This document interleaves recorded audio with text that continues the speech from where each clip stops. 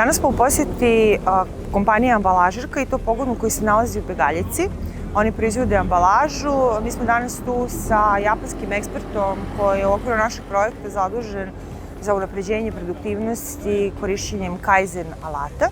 I tu smo sa grupom naših mentora koji danas planiraju da zajedno sa vlasnicima i donosiocima odluka u okviru ove kompanije naprave jednu analizu same proizvodnje i da iz toga proiziđe zapravo predlog unapređenja i korišćenja Kaizen alata.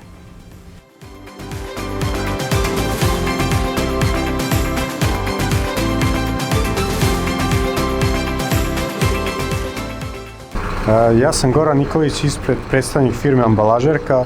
Generalni menadžer sam proizvodnje u firmi. Firma postoji od 1996. Bavi se prevashodno preradom drveta. Usput, kako se razvijala, počela da se bavi još nekim stvarima, preradom plastike i kartona, ali u znatno manjoj meri nego drvo. Kako je rasla potreba tržišta za većim kapacitetom tih naših proizvoda, tako smo se mi pomalo širili i tako su sad došli u neku malo haotičnu situaciju.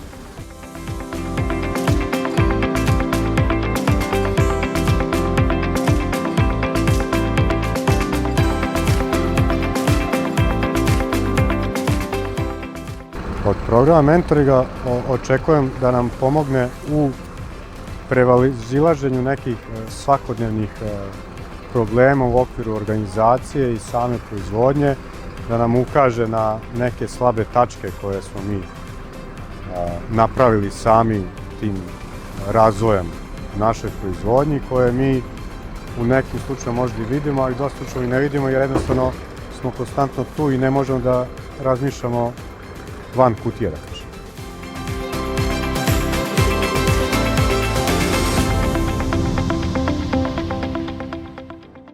A ja mislim da je to vrlo interesantna metoda i da može doprineti dosta našem poslovanju.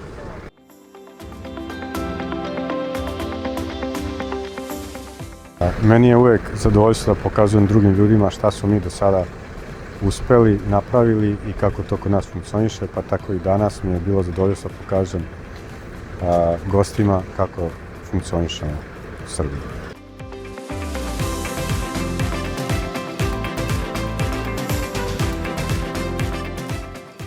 So today's purpose is just to come here for the Gemba work. So Gemba is in Japanese. It is the actual place for working. And we are come here to give some help to improve their production process and qualities by applying our Japanese way, Kaizen.